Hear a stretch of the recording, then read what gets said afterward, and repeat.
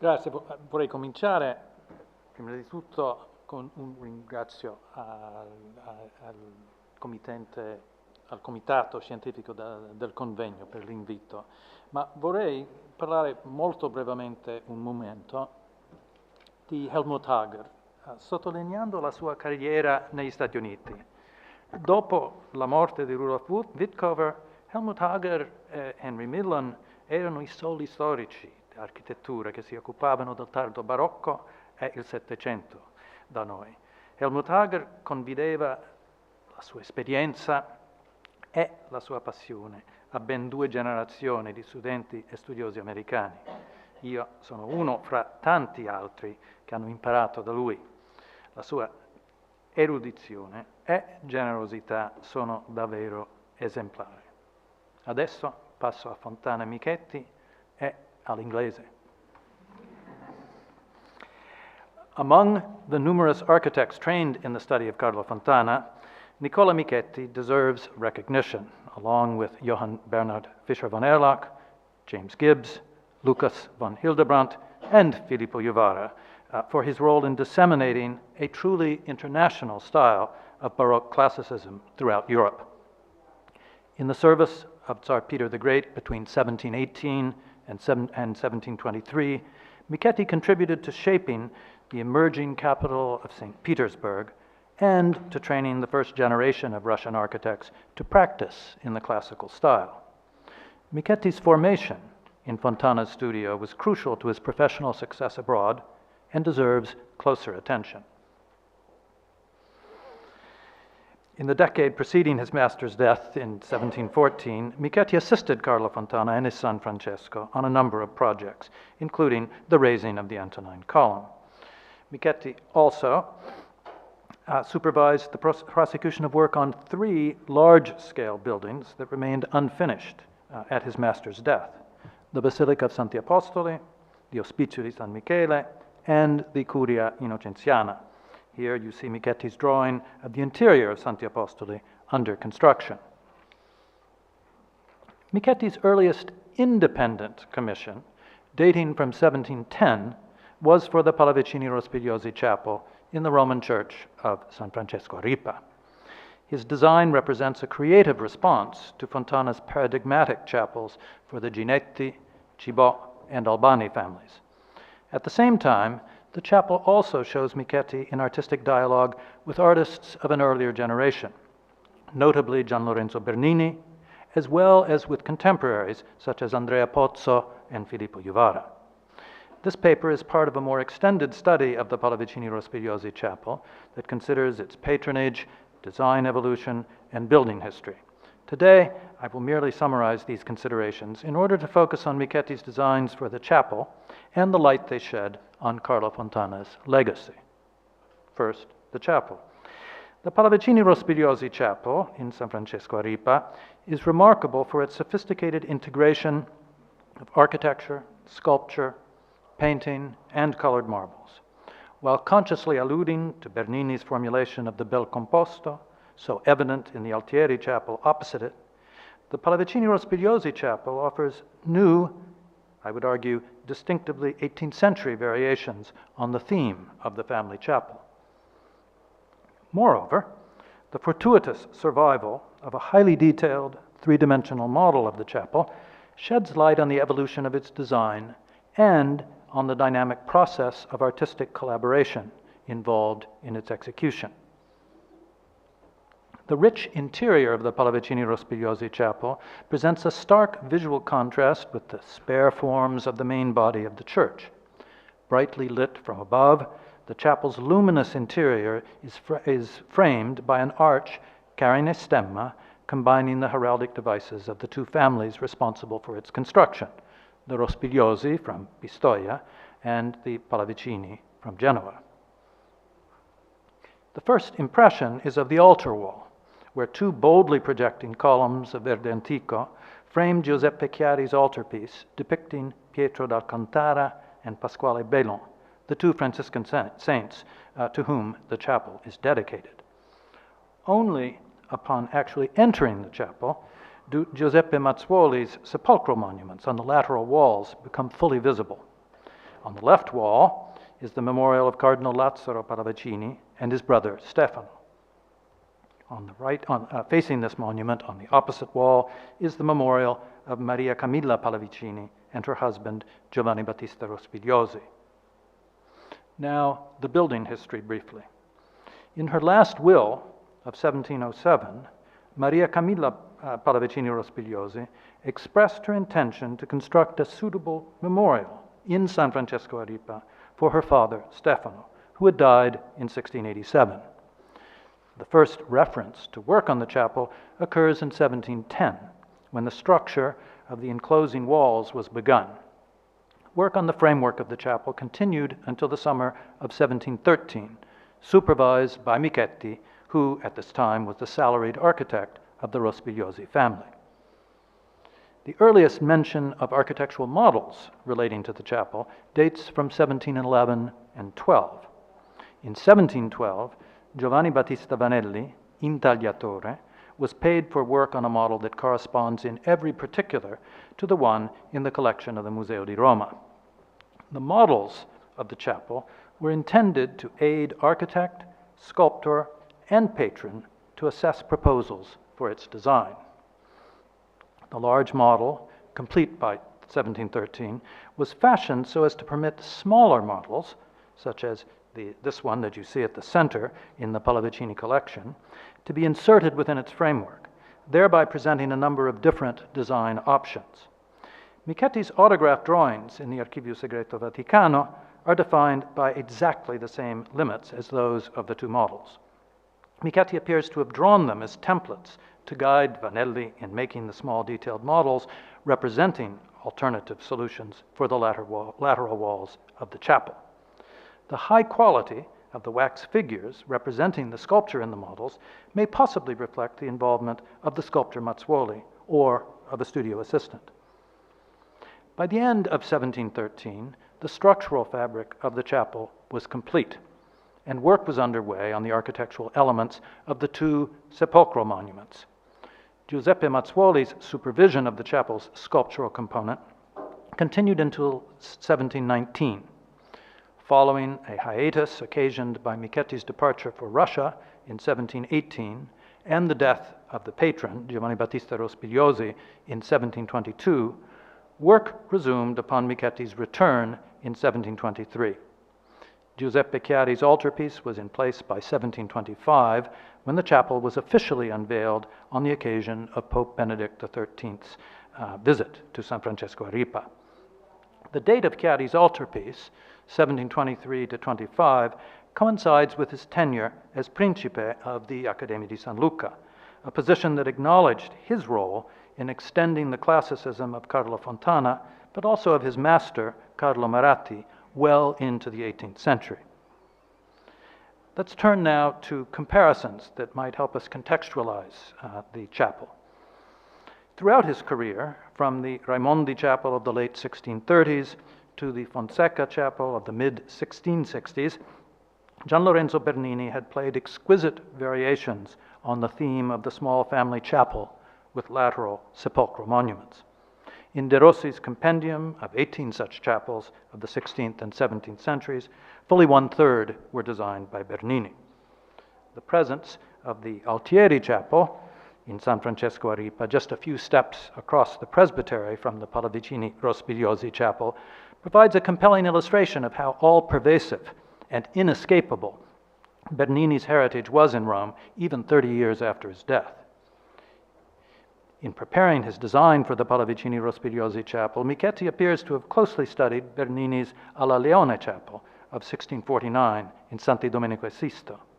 The architectural enframement of the altar walls in both chapels is almost identical, and the relationship of Antonio Raggi's sculptural group of Christ and the Magdalene to the angels hovering above is similar to that uniting the altarpiece and stuccos in the Pallavicini Rospigliosi Chapel. Like Bernini, Michetti employs a split pediment supported by columns of precious marble with gilded capitals to frame the altarpiece. However, by rotating the columns nearly 90 degrees, he produces a central concavity in the place of Bernini's convex frame.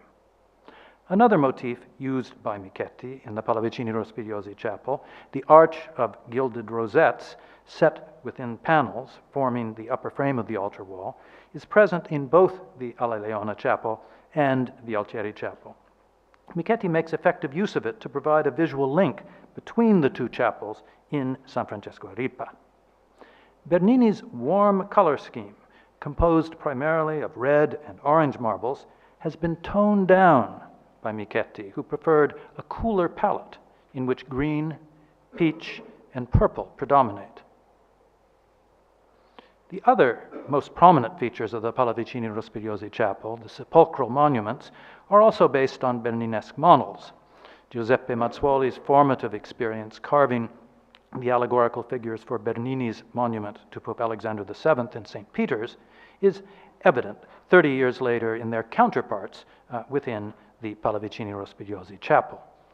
The winged skeletons are also clearly inspired by Bernini's use of this motif, present also in the monument of Alessandro Valtrini in San Lorenzo in Damaso. Although Bernini unquestionably provided the underlying principles and certain individual motifs that animate the Pallavicini Rospigliosi chapel, it is possible to trace other sources from which Michetti drew inspiration for his design. First among these was Carlo Fontana. From Bernini, Fontana was obviously aware of the rich potential of molding all of the arts to a single expressive purpose, and their orchestration to create illusionistic experiences that could not be achieved through the use of painting or sculpture alone. In the Ginetti chapel, where the program called for sepulchral monuments on the lateral walls, Fontana's use of sculpture is restrained. In the Cibò chapel, and again in the baptismal chapel of St. Peter's, Fontana achieved remarkably rich and well-integrated interiors in which the calm, studied classicism of Maratti's painted figures is balanced by the cool, muted colors and harmonious forms of the enclosing architecture. The last of Fontana's family chapels, for the Albani, employs sculpture and, once again, cool polychromatic marbles to the fullest possible extent. At the time Michetti received the commission for the Pallavicini Rospigliosi chapel, Padre Andrea Pozzo was the acknowledged master designer of monumental altar surrounds. Not only was his reputation firmly based on his two great Roman altars in the transepts of the Gesù and Sant'Ignazio, but the designs of these and many other altars had been published in his treatise of 1700. In these altars, Pozzo combined architecture, sculpture, and painting to create illusionistic ensembles of unparalleled scale and richness. Probably following his own study of Guarini's design while in Turin in 1676, Pozzo began to experiment with the potential of spiral columns both to animate and dematerialize accepted relationships of load and support, which he fully exploited in the altar of San Luigi Gonzaga. Combining precious marbles and a profusion of sculpture and ornament, Pozzo realized a tableau effect of movement frozen in time. This effect of dynamic motion arrested is heightened by his skillful use of a cool metallic color scheme and the highly polished, almost porcelain surfaces of sculpture and architecture alike. In the architectural frame for the altar in his model for the Pallavicini Rospigliosi chapel, Michetti employed twisted columns and sculpture in a way that clearly recalls Pozzo's great altar surrounds in the Gesù and Sant'Ignazio. In spite of the noticeable reduction in scale, complexity, and richness necessitated by the private nature of the commission, Michetti's model for the Pallavicini Rospigliosi chapel may be interpreted as an act of homage paid by a young architect to the great Jesuit designer.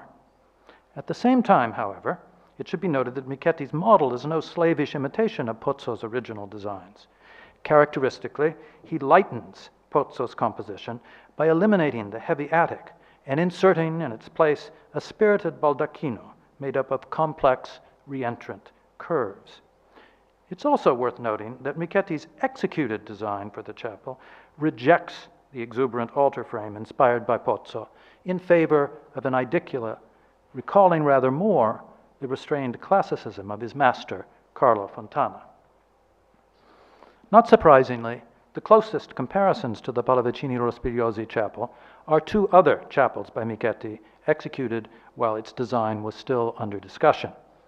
Both were commissioned by Cardinal Giuseppe Sacripante, who, as one of the three cardinal protectors of the Ospizio di San Michele, recommended Michetti as Carlo Fontana's replacement following the latter's death. One of these chapels is dedicated to Beata Lucia in the cathedral of the cardinal's native town, Narni, and the other to his patron saint, Joseph, in the Roman church of Sant'Ignazio. Michetti's role in the Narni chapel, which you see here, was limited to the marble revetment of the walls and the stuccos in the oval dome. The rich floral garland at the base of the lantern closely resembles that in the Pallavicini Rospigliosi chapel, as does the choice and design of the marble revetment of the lateral walls. The Sacripante chapel, on the other hand, offers many more points of comparison. Particularly worthy of note among these are his characteristic use of a split pediment to frame the altarpiece and the stucco garland at the base of the lantern. Perhaps most revealing, however, is Michetti's use of rich marble revetment, including 18 varieties of stone, and his choice of verde antico columns to frame the altar, and of pavonazzetto for the entablature. The design of the predella zone between the altar table and the altarpiece, composed of a giallo antico border with flanking scrolls enclosing a specchio, a verde antico, is virtually identical to its counterpart in the Pallavicini Rospigliosi chapel. Michetti's 1713 pamphlet describing the Sacripante chapel, including a systematic account of all the marbles employed there, also illuminates his contemporary design for the Pallavicini Rospigliosi chapel. I should say parenthetically that this pamphlet is also an exercise in self-promotion, which clearly relates to the practice of Fontana. As Giuseppe Dardanello has pointed out in print and just now in his presentation, Michetti's sensitivity to the role played by color and texture in the design of family chapels and altars was shared by another Fontana student, Filippo Juvara. This is most evident in Juvara's altar of the Sacred Family in the Church of Santa Teresa in Turin, which clearly shows an awareness of Michetti's earlier chapel designs.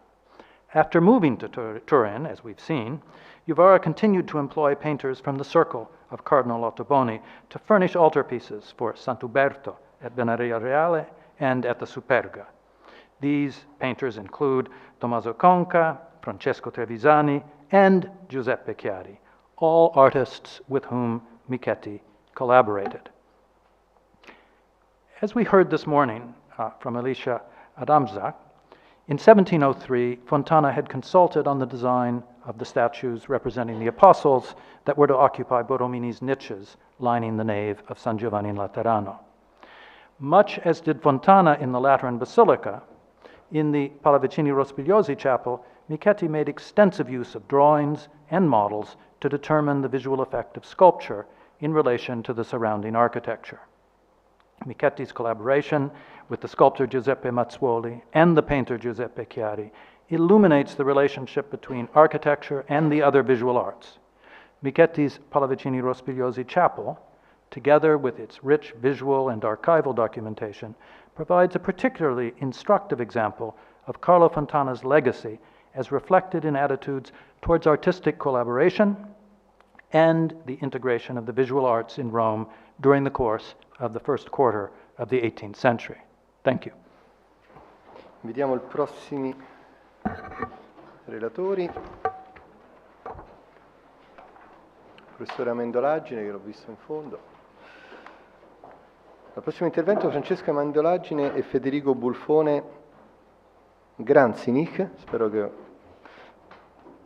pronunciato bene. Il loro intervento avrà il titolo di Architettura e arte plastica nell'opera di Carlo e Baldassarre Fontana, un connubio perfetto. Qui apriamo la finestra su tutti i vari Fontana che iniziano a girare per l'Europa e siamo molto curiosi di ascoltare.